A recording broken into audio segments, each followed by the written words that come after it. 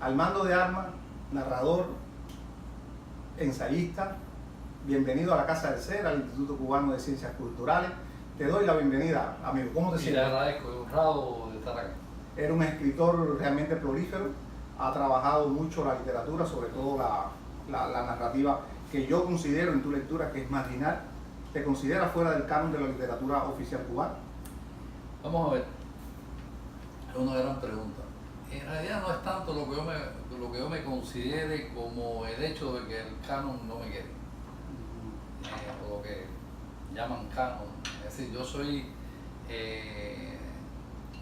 para el canon yo no existo, para el establishment, para decirlo, para usar un término, un anglicismo. Por ejemplo, ahora mismo acaba de suceder en Miami que una antología, creo que se llama ¿Quiénes escriben en Miami? O algo de eso, ¿no? ¿Publicada en Miami? Sí. ¿Quiénes escriben en Miami? Obviamente yo no aparezco. Usted puede decir que a lo mejor que yo escribo mal, o que no le gusta lo que yo escribo, pero no que no escribo. Entonces, pero estoy acostumbrado a ese tipo de censura. En Cuba también, obviamente no aparecía en ningún tipo de antología, ningún tipo de publicaciones, mucho menos, ¿no? Entonces, digamos que he sido víctima de la censura pura y dura dentro de Cuba y de la censura suave de lo políticamente correcto, del marxismo cultural, que adoptan rápidamente los cubanos que emigran y que, por cierto, casi todos ellos formaban parte del establishment del Comisariado Cultural Cubano. Es decir que los mismos que me censuraban en Cuba terminan censurándome en el exilio. Y yo feliz porque quiere decir que algo, por lo menos extraño, estaré haciendo cuando estas personas especializadas en sumarse al poder, no importa cuál sea, y reverenciales, me marginan. Yo creo que quiere decir que algo estoy haciendo bien, o por lo menos extraño, ¿ves? Entonces, también está el caso de que, más allá de lo que yo me considere o no, he tenido una vida que se sale bastante del común de los escritores cubanos, bastante,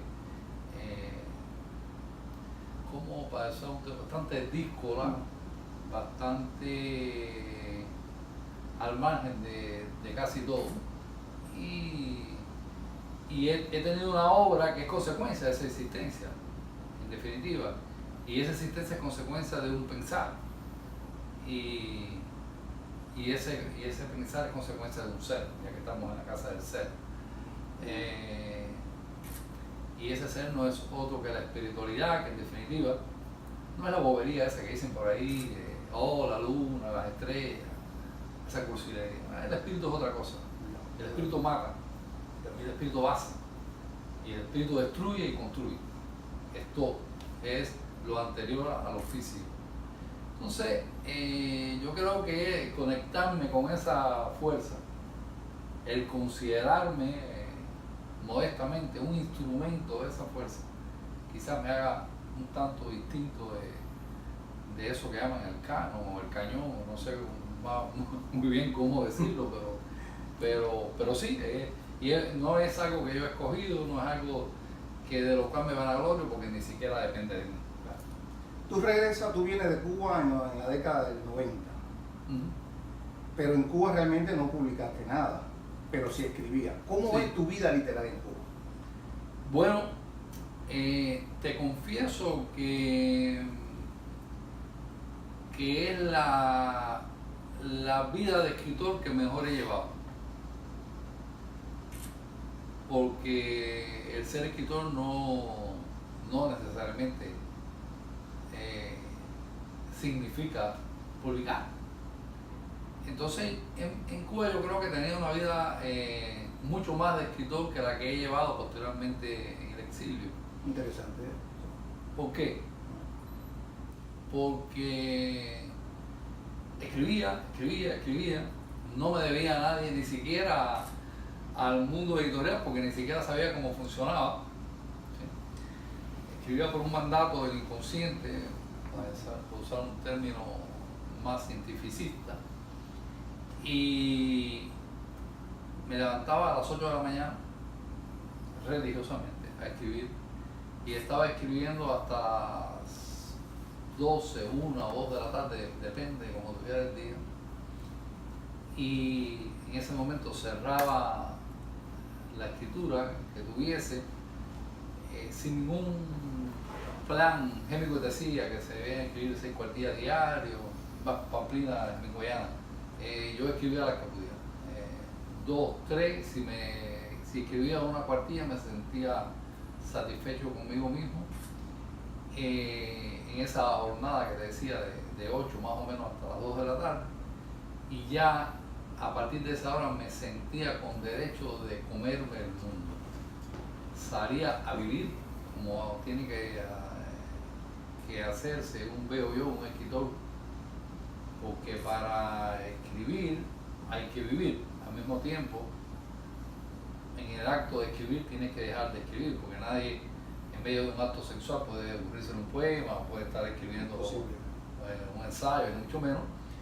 Pero yo tomaba eso como una retribución. Me he ganado el derecho al orgiástico, a romper las normas, a romper el ritmo de la monotonía de un régimen comunista, gris, soso, estúpido. Entonces salía a la calle, como te decía originalmente, a comerme el mundo y a ganarme el mundo. ¿Cómo me lo ganaba? Yo no trabajaba, gracias a Dios. Entonces... ¿No le trabajaba al Estado? No le trabajaba al Estado, pero trabajaba en el mercado negro, que es un trabajo tan honorable como cualquier otro, sobre todo en Cuba. Entonces, ahí salía yo a ganarme el pan, o a hacer el pan, como decían las inteligentes prostitutas cubanas. Ya en la tarde, después de haber hecho el pan, me metí en un bar, que era el Ben Moré, que antes no era un bar, pero una discoteca, un bar, discoteca, y ahí bueno, resumía la jornada hasta las 2, 3 de la mañana. Igual esto podía ocurrir antes del periodo especial, que cierran el Jagua, el Hotel Jagua y el Cabaret Guanaroca. Podía meterme en el cabaret también. Normalmente eso es lo que hacía antes de que lo cerraran, de martes a domingo. Allí en ese cabaret donde Denis Fortune era el luminotécnico y cazaba las botellas de ron, es decir, cuando un amigo compraba una botella de ron, Denis la enfocaba con su aquel foco, aquella cosa que tenía allí de luminotécnico, y ya él sabía en qué mesa podía sentarse. Una costumbre que no he perdido en Miami tampoco, pero bueno. Entonces, claro, trabajé antes de trabajar en el mercado negro, trabajé también en la Casa de Cultura de Cienfuegos, trabajé en cultura,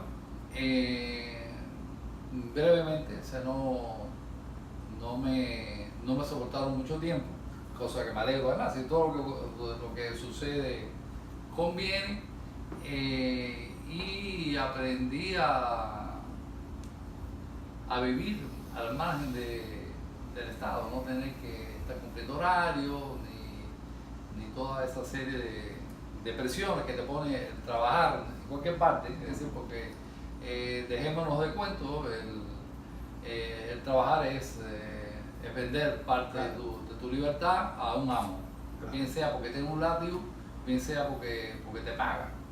Pero en definitiva, el mundo moderno glorifica el trabajo y es una tontería. Yo soy partidario de que el pan debe ganarse de otras maneras más honorables, ¿no?, que con el trabajo.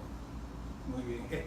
Esta obra que está aquí, que es la tabla, creo que es uno de estos arquetipos como narrativa, se le ha considerado como una novela contrarrevolucionaria, o la novela de la contrarrevolución cubana. Háblame de este proyecto, cómo fue que surgió y cómo fue que llegó a ser un producto ya editorial. Bueno, mira, vamos a ver. Yo sé que se ha considerado eso como una novela de la contrarrevolución, Fíjate, yo me he puesto a pensar y quizá sea una novela de la revolución. De la revolución, De la revolución. no contrarrevolucionaria. Bueno, es que la novela de la revolución tendría que ser contrarrevolucionaria. Ya. ¿Por qué? Porque la revolución ya sabemos lo que es. Entonces, la novela de la revolución que tanto estuvieron esperando los comisarios culturales castristas, que tú sabes que se la pidieron, inclusive a Jesús Díaz, y produjo aquello, Las Iniciales de la Tierra, que obviamente no es la novela de la revolución, porque hay aspectos de la vida bajo la revolución que él no puede tratar. Porque primero, sé que se demoró en publicarse en Cuba, pero obviamente la publicaron en Cuba. Y cuando la publican en Cuba es porque no era una novela suficientemente crítica de la revolución. Si no la vetan. Si no la vetan. Entonces, basándome en un escenario geográfico cercano y cultural, por ejemplo, la novela de la Revolución Mexicana es una novela crítica, en definitiva, de la revolución. Y ese es el gran dilema, la gran paradoja en que se mete el Comisariado Cultural Cubano, es impedir una novela de la revolución cuando no se percatan de que la novela de la revolución es una novela contrarrevolucionaria, que probablemente sea esta. Sí. No quiero asegurarlo, pero algunos lo han visto así, o sea, como una novela muy crítica. Pero fíjate, en realidad es una novela crítica porque refleja, como decía el realismo decimonónico, creo que era Stendhal, ¿se pronuncia así? Estándar, sí. Stendhal, que la novela debe ser como la consecuencia de un, cito, no textualmente, de un espejo que se pasaría por la carretera y por la cuneta de la carretera y que iría reflejando la superficie pulida y lo sucio y lo degradado Y lo marginal de la cuneta. Que yo en sí no soy un realista per se, como suele decirse. Lo soy y no lo soy. Vamos a ver. Estoy aquí en cosas dubitativas, con paradójicas. Pero lo soy porque obviamente trato de reflejar esa realidad que me tocó y que le ha tocado a muchos cubanos. En ese aspecto soy un realista.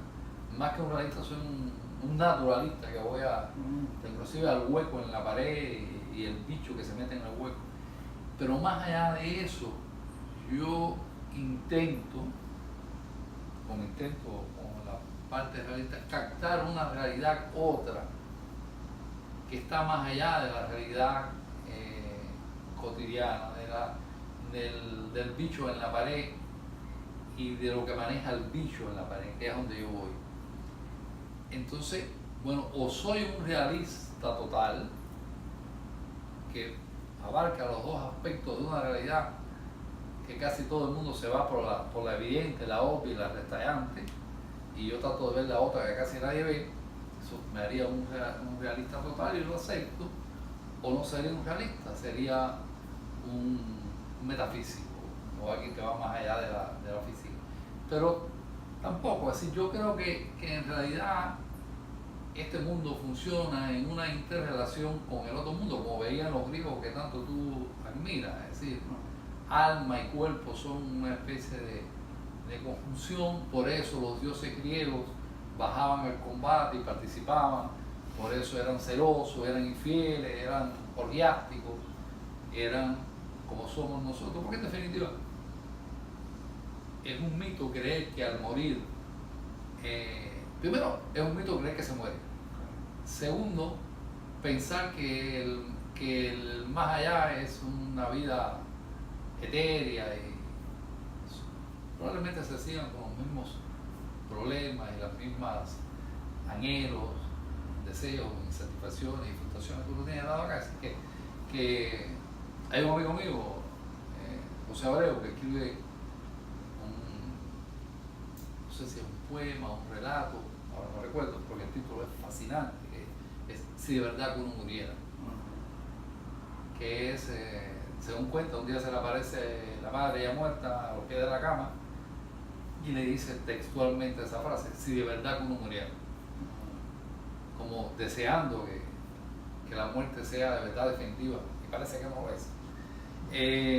Bueno, nos hemos metido en temas metafísicos, no ya literarios. Yo creo que tu obra tiene que ver con eso. Tú eres un tipo, según he leído, que te fijas sobre todo no en la superficie de la narrativa, sino trata de escudriñar en las zonas ocultas, cosa que no es peculiar dentro de la narrativa cubana.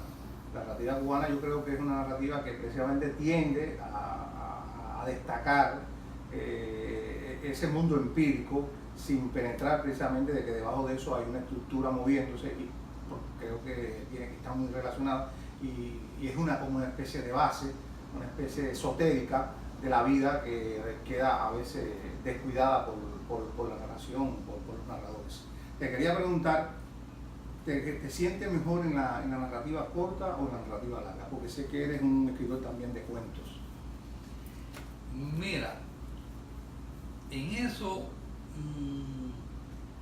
como lo que te he dicho anteriormente, es según el mandato.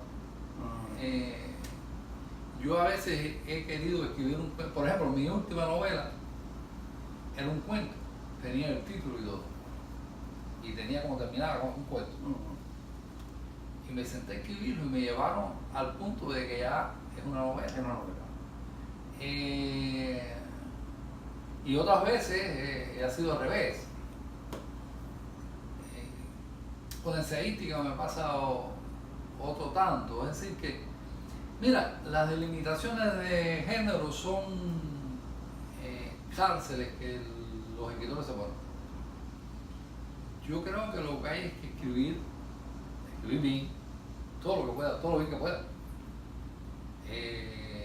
No aspirar a lo máximo, todo lo que tú puedas. No quiere decir que tengas que ser Cervantes, pero tu meta es Cervantes. Tu meta no es el escritor municipal, ni el provincial, yo no compito con ninguno de mis contemporáneos.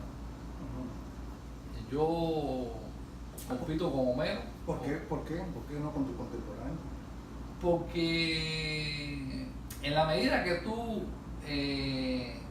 vayas a lo máximo, y no quiere decir que un contemporáneo no pueda hacer lo máximo, pero es que el verdadero canon está establecido. Es decir, yo no voy a competir ahora contigo, tú deberías de competir tampoco conmigo, sino es decir, hay que buscar una como en todo en la vida. La tendencia hacia abajo es, para decir términos científicos, la ley de gravedad es lo que tiende a controlarlo todo. ¿Sí?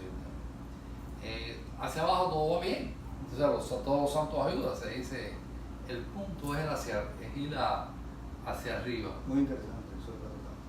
Salir de tu entorno. La tabla hubiese sido una novela muy potable y muy publicable. ¿Te acuerdas que esto es una novela que se publicó, que se escribió en Cuba en el año 90? Terminé de poner el último punto, la última coma, porque la novela no tiene coma, no tiene punto. La novela son dos grandes párrafos kilométricos. Para leerse eso, vaya, creo que yo soy uno de los pocos que la lee. Yo le digo a mis amigos, cuando se portan mal, le digo, te voy a leer el primer párrafo de la tabla. Y todo el mundo está tranquilo. Para mí asombro, mucha gente la ha leído y mucha gente ha intentado leer, que ya es bastante. Inclusive he descubierto algo, que alguna gente, lo cual es válido, se queda a un nivel de lectura de la parte esa que me hubiera sido muy fácil si me hubiera quedado la novela en eso, que es la parte de la anécdota, de la acción de la novela. Mucha gente lo ha leído, sí, lo ha leído nada más que en la superficie, y les ha ido bien y perfecto. Por ejemplo, Mala Jugada, que es un libro de relatos, pero también en la misma onda que la tabla, por ejemplo, mi hijo Andy me contaba, yo salí de Cuba, era muy pequeño, que él y sus amiguitos se bajaban por el libro. Muchachos casi todos iletrados y casi ninguno, porque buscaban en el libro una serie de acciones que ellos admiraban, que tenían que ver con el bajo mundo Y con lo ordinario. exacto, con el navajazo puntual y con el sexo, que ellos buscaban y lo veían y se encontraban, era un libro para ellos de iniciación en ese sentido, y se sentían bien. Y yo, caramba, honrado también, porque en definitiva yo creo que uno tiene que tener eso, o debe salir de eso, no es que lo tenga, que es escribir a varios niveles. Y hay gente que se va a quedar con nivel primario de lo que escribe, otro con el secundario, y hay quien llega a y sabe... es una novela de jerarquía. Exacto, de niveles. De niveles. De jerarquía. Por ejemplo, eso lo aprecié en Lezama, en Paraíso, por ejemplo. Paraíso puede ser imbatible, pero si tú te dejas llevar, primero por el ritmo, segundo por las escenas eróticas que puedas encontrar dentro de ese ritmo, y te desapegas un poco del querer aprender todo lo que Lezama muestra en ese universo. Por ejemplo, él habla de una tribu hebrea que no existe. Entonces, el que vaya puntilloso a analizar qué tribu es esta, se va a meter años en un trabajo infructuoso porque en realidad no existe, es una gran jugarreta del maestro. Entonces, se parece a George Gurdjieff ahí. Exacto, entonces el lector inteligente, el lector alerta, ¿qué debería hacer? Vamos a disfrutar lo que yo percibo y lo que yo entiendo. El maestro me da algo a mí que está justo a mi nivel. Yo no tengo que buscar más allá de eso. Lo que el maestro me da y yo disfruto, eso es lo que yo voy a captar de la novela. Sí, no me voy a meter ahora a querer ser un investigador de la literatura, ni mucho menos porque el maestro se está burlando de mí muchas veces. Entonces, porque la literatura, como tú bien sabes, no es más que un juego con la realidad. Entonces ahora, por ejemplo, si muchos que me conocen leen esta novela nada más por la chismografía, de ver a quién yo he metido aquí, a quién no. Denny, por ejemplo, se la leyó porque él está en la página 400.1 y entonces él leyó toda la novela sabiendo que él estaba ahí al final. Lo hice a propio intento, ¿no? Porque lo metí en la novela para que tuviera que leerse. Entonces, bueno, esto es una broma. Pero te quiero decir que también eso funciona, también las personas saben que tú has retratado un mundo y a veces ese mundo tampoco se corresponde con el mundo que ellos esperaban, porque todo lo que pasa por el budil de un escritor termina transformado en otra cosa. Es que ahora mismo nosotros contemplamos un accidente en la esquina y queremos contarlo realísticamente tal cual. Bueno, lo que tú vas a narrar es una cosa, lo que yo narro es otra, lo que él narra es otra. Al final te das cuenta que la realidad es inatrapable, te das cuenta... Una grande escritura.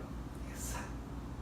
Entonces un escritor lo que hace es cogerle esa misma realidad y usarla a su aire, claro, y a su gusto. Claro. Porque inclusive cuando pretendiera reflejarla tal cual, nunca lo es. Dentro de un año vamos a narrar esa memoria diferente. Esta memoria, este encuentro nuestro acá, y va a ser otra cosa. Ya tú vas a decir a lo mejor que el whisky que yo me tomé era un whisky añejado en los toneles de Rey Arturo.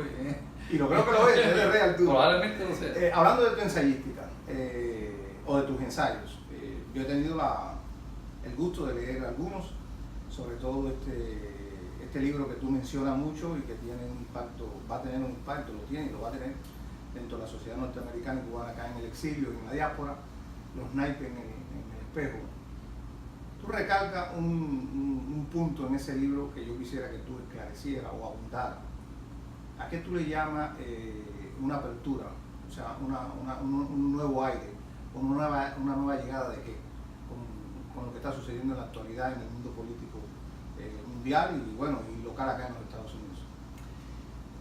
Mira, ese libro de alguna manera augura la llegada de Donald Trump al poder, esa segunda parte, porque la primera parte fue escrita en 2011, la primera edición, perdón, y hubo una segunda edición en 2016 a cargo de Neoclub Press, de Armando Ñele y Gabriel Rosales, que son los directores de esta editorial, que muy apertura oportuna, vamos a decirte, muy oportunamente me pidieron escribir la segunda edición del libro basándome, agregando lo de las elecciones, porque la editorial que me lo voy a publicar en Nueva York me pidió eso justamente, y en algún momento determinado me escribió diciéndome que ellos no podían, textualmente, no podían buscarse problemas con la administración Obama y con la administración castrista al mismo tiempo. Interesante. Y después de estar ya, tú sabes, con el contrato firmado, yo, perfecto, eso yo no tengo nunca he tenido apuro por publicar. Ese no es mi obsesión. Y Armando ya me propuso y me dio la oportunidad de publicarlo entonces en el Club Press. Y en ese libro ya yo abordo desde el 2011, en la edición anterior, más en esta segunda edición que le añado el tema de la campaña electoral, el tema del cambio epocal, del espíritu de la época. Del espíritu de la época. Esto viene de Alemania, pensadores alemanes, que cada época está dominada por un espíritu que casa muy bien con lo que te he venido diciendo anteriormente de la predeterminación del mundo físico por el mundo espiritual. Analizando yo para el tema del libro, y ya desde el 2011 y con ensayos que había publicado antes sueltos en revistas de internet, me percato que el mundo no solo funciona en ciclos como Spengler muy bien mostró en su obra, sino que estos ciclos se mueven más o menos en cada 3 siglos. Cada 3 siglos hay un cambio epocal radical. Dentro de esos ciclos de 3 siglos hay vaivenes, es decir, hay otros ciclos menores. Por eso tú ves a veces la revolución y la reacción en algún momento dado, pero todo dentro del canon, volviendo a utilizar la palabra con la que empezamos, con la que tú empezaste, del gran ciclo mayor. A la vez los hindúes hablaban de épocas de ciclos muchos mayores. Mi mente no alcanza a visualizar esos otros ciclos. Supuestamente estamos en el ciclo último, que es el Kali Yuga, la época de hierro, la época oscura de la humanidad, según esta versión hinduista de la historia. Pero yo soy más terrenal, sin dejar de ser espiritualista. Y creo que no me alcanza, vamos a hacer gusto, para analizarlo en la gran dimensión. Yo me quiero ceñir al aspecto histórico de los ciclos históricos. Digamos que este ciclo del que estamos viviendo, que está finalizando ahora, comienza con la Revolución Francesa. Todos los paradigmas en los que hemos creído, todos los prejuicios y los juicios están determinados por ese hecho. Por eso a veces nos cuesta trabajo entender a los observadores alertas al ojo avisor. ¿Cómo es que no existe una real derecha? ¿Cómo los planteamientos a la derecha muchas veces suelen ser los mismos que de la izquierda?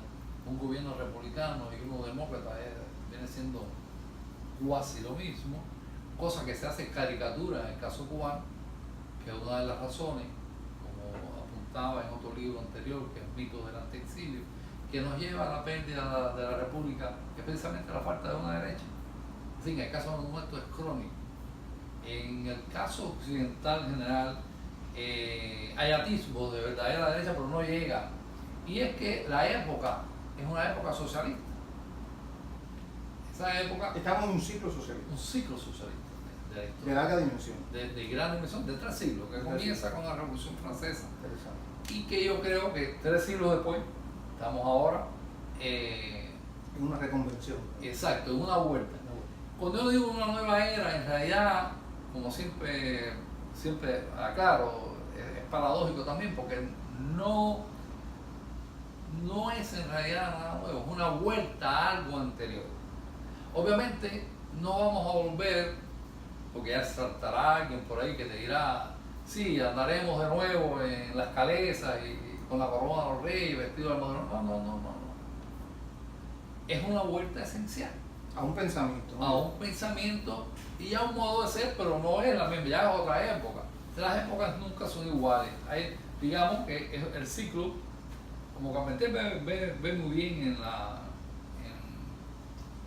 El reino de este mundo y en la novelística de Carpentier, que por cierto, hablando de contrarrevolución, es el escritor más contrarrevolucionario de nuestra historia. Interesante. Olvídate tú lo que dicen abajo Fidel Castro, no, el más contrarrevolucionario de nuestros escritores es Alejo Carpentier. Y tenía un canal del partido. Claro, pero también era un pícaro, ¿no? Caramba. Entonces, Carpentier. Carpentier decía que eso mismo, que la historia se movía en ciclos, pero nunca estás en el mismo punto.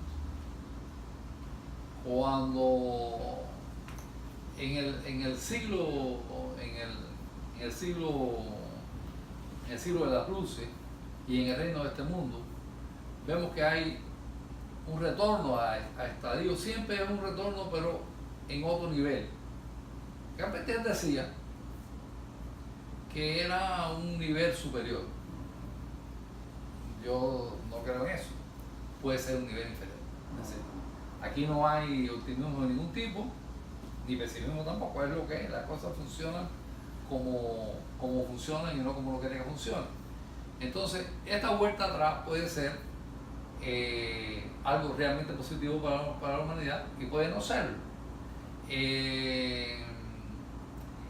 ¿En qué sentido vamos a volver?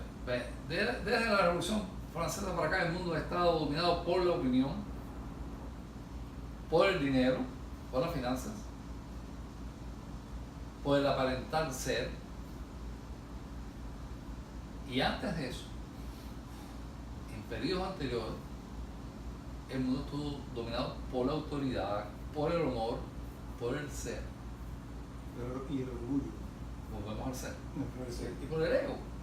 Entonces, quizás vamos a regresar a esos predicamentos, al poder real. Porque ¿qué se ha caracterizado este ciclo? Que por cierto, hablando de ciclos y de regresos, esta época es muy parecida hasta el final del Imperio Romano. Cuando tú oyes a los pensadores romanos de esa época, te parecen muy modernos. Y es que lo eran, sí eran modernos.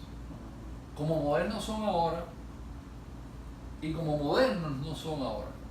¿Por qué?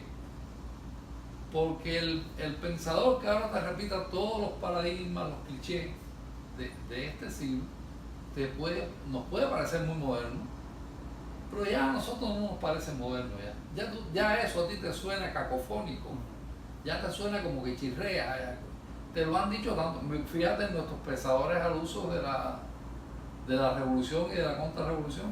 Cuando te hablan, no te dicen nada. ¿Por qué? Porque ya están viejos. Aunque tengan 20 años, te repiten un discurso viejo. Y el discurso que viene, es un discurso viejo, viejo de verdad, es el moderno, o va a ser el moderno dentro de una X cantidad de tiempo que yo no sé cuál va a ser, porque no soy adivino. Entonces, como es el ciclo, hay por ejemplo, cuando, ¿cómo se llamaba el pensador griego? Creo que es Aristóteles. Te dice que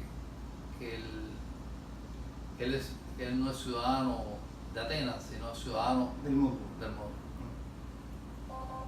Bueno, eso es un ciclo de la historia que tiene que ver mucho con la globalización en el Mediterráneo, en el mundo heleno, en el mundo romano, después, así como los griegos logran llegar hasta Italia y fundar colonias. El mundo era griego. Idealmente sí, era un discurso muy moderno, pero en este momento no.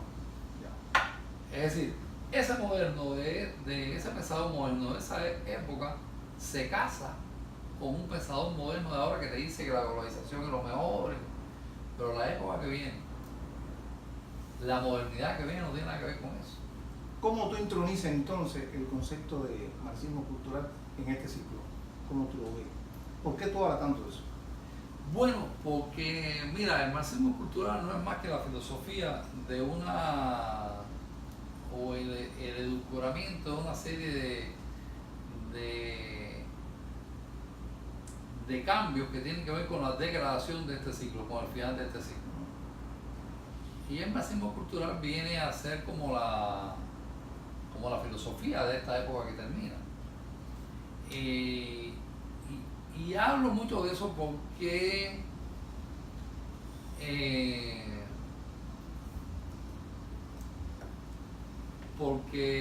el mundo tal cual lo estamos viviendo y experimentando necesita, o los que lo tratan de esquematizar, de parametrar, necesitan de una filosofía, que esta es la no filosofía, porque volvemos a las paradojas, tampoco es que sea una filosofía, estamos hablando de rezagos de filosofía que viene de la dialéctica griega, que no tiene nada que ver con la marxista, pero que ellos se apropiaron de eso. ¿Y por qué marxismo cultural? Bueno, porque Marx hablaba de la toma del poder político a través del soldado, como el obrero como soldado en la barricada, y la clase obrera como la clase vanguardista y revolucionaria. Y Gramsci, en el siglo XIX, también más o menos comparando con Marx, plantea de que no, de que el poder político no hay que tomarlo en la barricada, de que no son los obreros de la vanguardia, los soldados de esta guerra, sino que son los intelectuales, que el poder hay que tomarlo en la academia, en la prensa, en la burocracia, en la enseñanza, y que el poder te caería como la fruta madera eventualmente en el poder político después de haber tomado eso, y que no hay que usar la lucha armada. Los comunistas metieron en prisión y fusilaron a cientos de gente por sostener esta tesis, que es la del revisionismo marxista. Al final se han dado cuenta, Fidel Castro se dio cuenta de que este mundo es más apropiado las tesis de Gramsci que la de Marx. Ahí surge la escuela de Frankfurt, todos estos pensadores alemanes que huyendo del fascismo vienen a Estados Unidos a instaurar un nuevo fascismo, el corte rojo, a través de la disociación de la sociedad, de las costumbres, de los valores. Marcuse, Adorno y otros. ¿Qué ocurre? Que eso que en los años 50, 40, 60, 70 nos parecía imposible que pudieran lograr algo así, en el el siglo XXI tiene todos los visos lo hemos visto, con la aplicación política del Foro de Sao Paulo en Latinoamérica, con el pensador norteamericano Alinsky, con sus pasos para tomar el poder. Entonces utilizan algo que un pensador ruso, cuyo nombre no puedo acordarme ahora, pero que más o menos equipara lo que ocurre en ese sentido con la sacralización del caníbal. Debe ser Correo.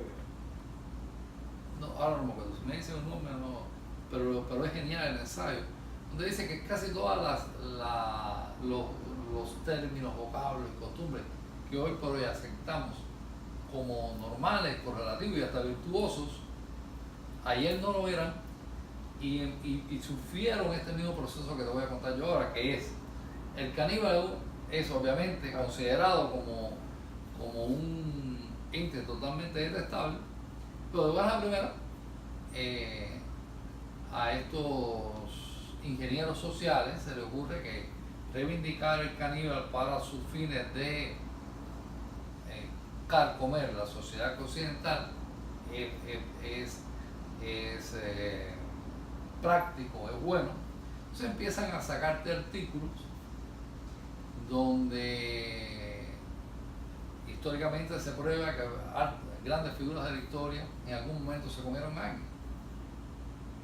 Luego, paso más adelante, alguna personalidad de la radio, de la televisión o de Hollywood empieza a decir que en algún momento de su vida ha sentido el deseo de comerse a alguien.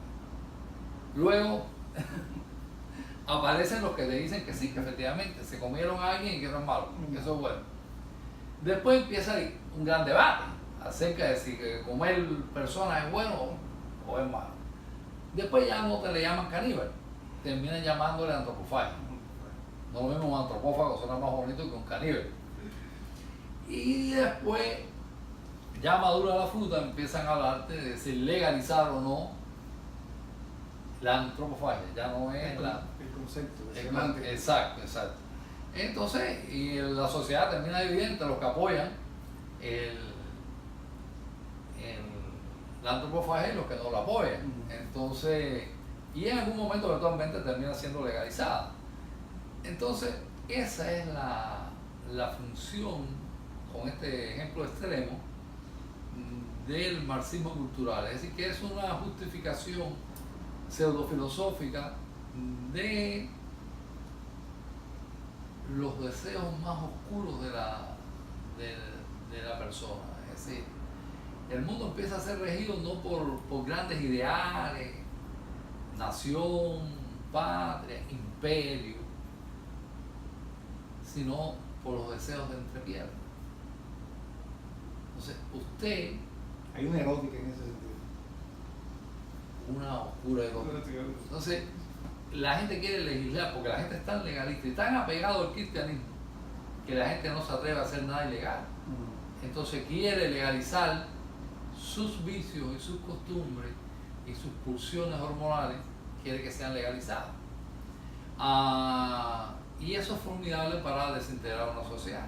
Si una sociedad ha funcionado, o sea, la sociedad occidental, por milenios, con una familia, con el hombre al frente de la familia, con el hombre defendiendo a la familia, con la mujer que atiende al hombre cuando llega a las batallas y a veces lo acompaña en la batalla, dándole amor, dándole en el hogar, formando a los hijos.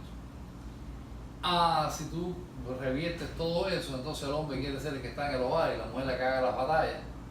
El mundo va a estar al revés, porque ni la mujer va a saber pelear bien, ni el hombre va a saber tirar bien los hijos.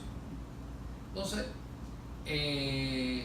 a eso es a lo que nos han llevado, y yo creo que ha llegado a un extremo que ya no tiene otro punto que revertirse o desaparecer tal cual somos, nos hemos considerado como occidentales.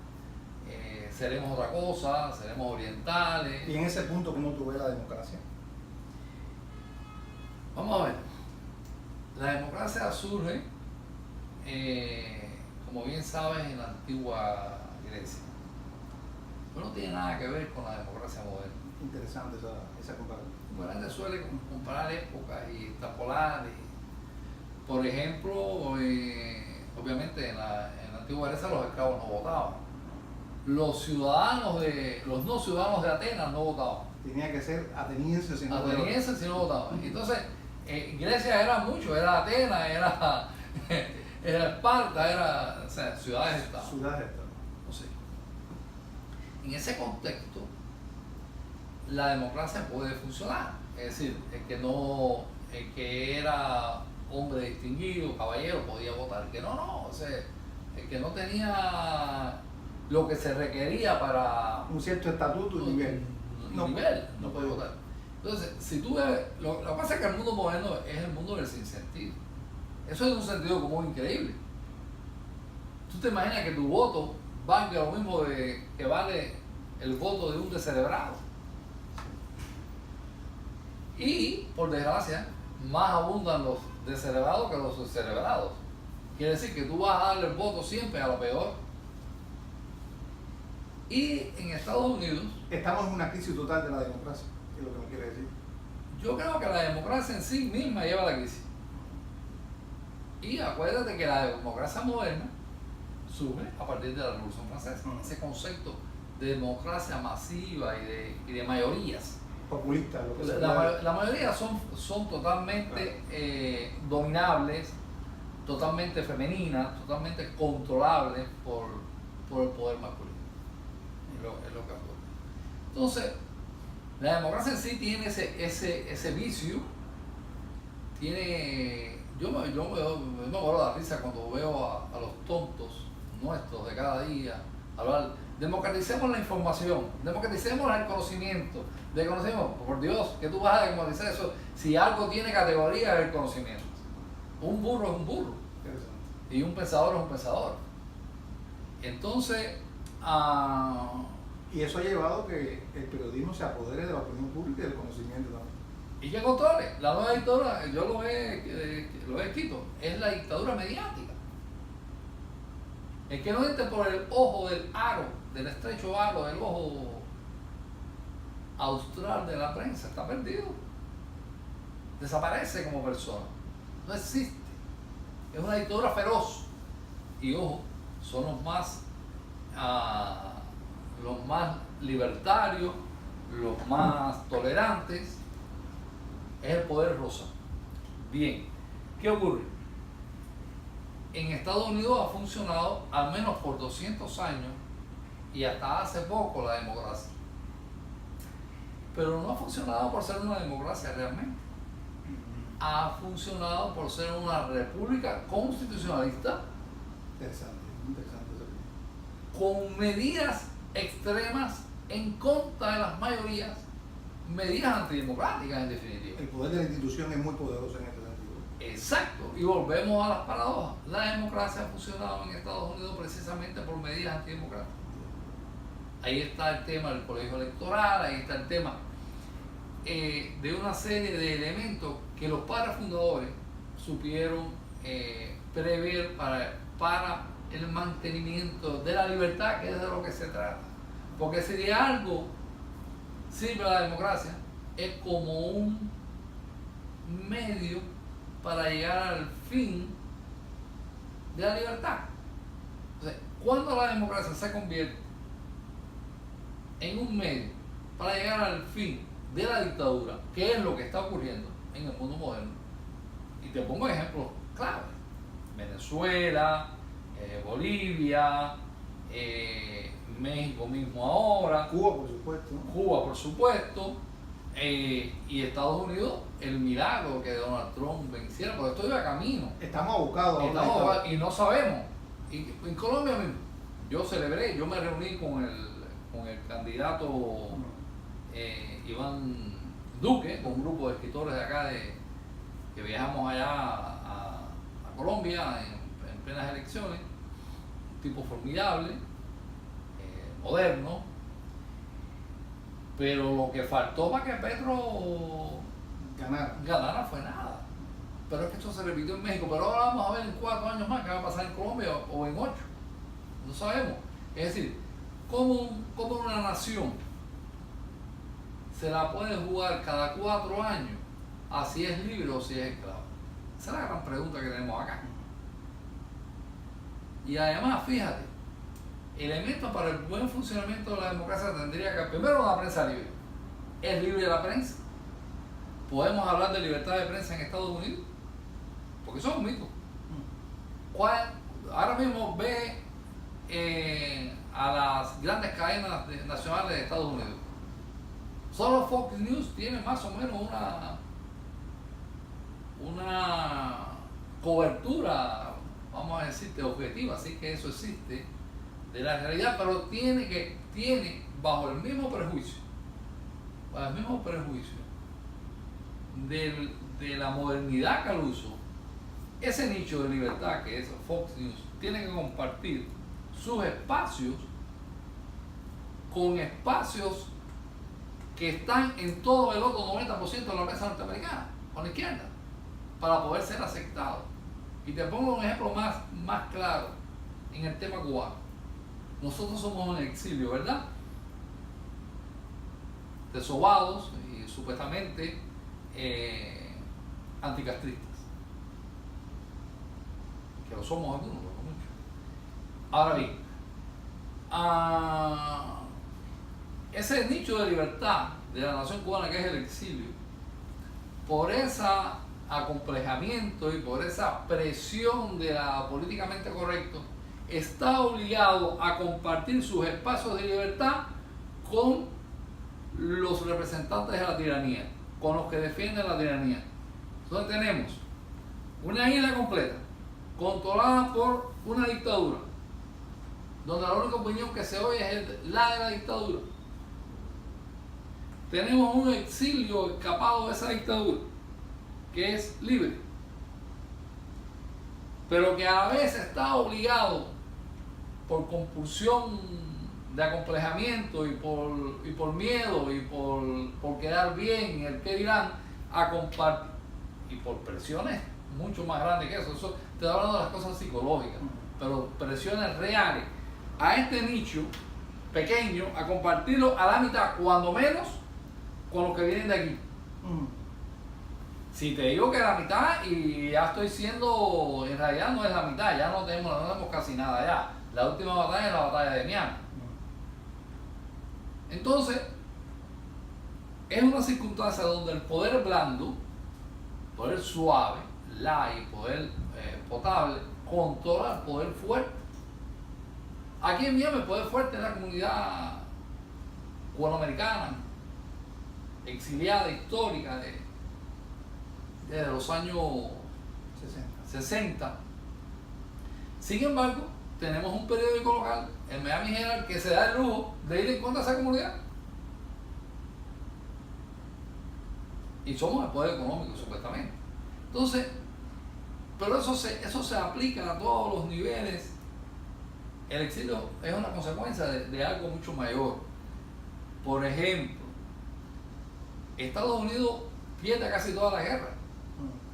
Pero no las pierde porque las pierde militarmente ni físicamente. Las pierde porque el poder blando hace que las pierda. La guerra de Vietnam, por ejemplo. Consecuencia de que todavía hay millones y millones de seres humanos en el sudeste asiático que son esclavos. Porque ese poder blando, que es como una telaraña en torno a una espada, que es el poder real, no deja que la espada actúe. Siempre veo los signos tuyos en Facebook. Y el mundo tiene que volver, o va a desaparecer tal cual nosotros lo hemos disfrutado, o hemos querido disfrutar. Además que la espada es el poder. Los otros son el poder blando, edulcoramiento de la espada, no impedimento de la espada. Establecer el diálogo, la paz, no la guerra, no es el orgullo de la pelea. Bueno, claro, porque cuando ya tú empiezas a complejar la espada, dices, eres muy violenta, tienes mucho filo, brillas demasiado, estás demasiado alto, baja un poquito al nivel de los cuchillos, baja al nivel de las cucharas, al bien del tenedor. Entonces la pobre espada tiene todo el poder del mundo y viene y se la comen las ratas. Y se queda como una especie de mito. Ahí. De mito, porque están los mitos funcionales y los disfuncionales.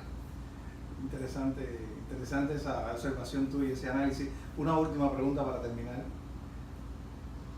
¿Cómo tú ves el panorama de Cuba? ¿Qué hay que hacer para que el castrismo realmente dé su último paso a hacer? Bueno, sumarnos a la nueva época, hacer que la espada funcione y no tener miedo de que funcione y no tener complejo. La espada es la espada. ¿Van a rodar cabezas? Claro que van a rodar cabezas. Pero siempre han rodado cabezas. Pues en Cuba han de rodar cabezas también. A eso tenemos que regresar si queremos ser libres. Toda libertad, toda nación está cimentada sobre la sangre. Lo demás son edulcoramientos, sentimentalismo, feminoides, que no llevan a ninguna parte. ¿Y cómo tú ves la narrativa en ese sentido? Bueno, la narrativa está precisamente, doy una vuelta. La narrativa es lo que va a la creación de los mitos fundacionales, a los mitos reales. Fíjate que todas las grandes naciones están fundadas sobre mitos y sobre los poetas, sobre la literatura. Lo que pasa es que todo eso ha degradado. Entonces cuando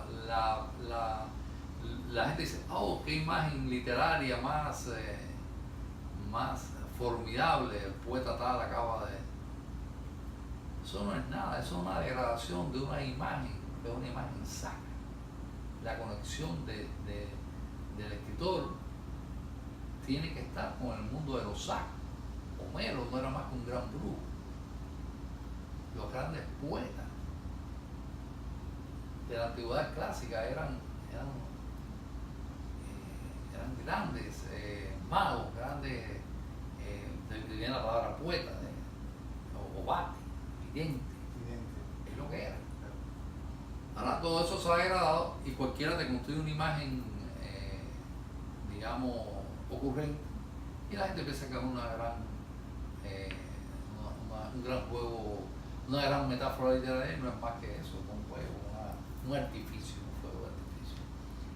Entonces, yo creo que la narrativa ha de ir a eso, ha de conectarse con la fuente real de lo sacro, la poesía igual. La ensaística, y yo trato de moverme así, va en sentido contrario, va a desmitificar los mitos falsos, los mitos que no son mitos. Va a tratar de ver, de hacer ver una realidad que la gente ha mantenido como cierta y no lo es. Como un velo. Exacto. El velo sobre la Revolución Cubana, sobre la Revolución Francesa, sobre el progresismo, sobre el socialismo. Eso es lo que hace, desde mi punto de vista, la ensayística, es decir, desmitificar los mitos estos, vamos a decir, humanos. Y que no son sacros. Y que no son sacros. Y la literatura lo que hace es mitificar, es decir, conectarse con el mito real, con el mito fundacional, con el que ha hecho a las naciones y a los imperios, porque también vamos a volver a la época imperial. Interesante. Yo creo que ha sido extraordinaria tu exposición, maestro, y te vuelvo a dar las gracias por haber estado en el Instituto Cubano de Ciencias Culturales, en la Casa del Ser, y te felicito porque ha sido esclarecedor y son puntos clave que vamos a continuar desarrollando. Yo te agradezco mucho, sobre todo este wiki que está muy bueno. Gracias. Gracias a ti.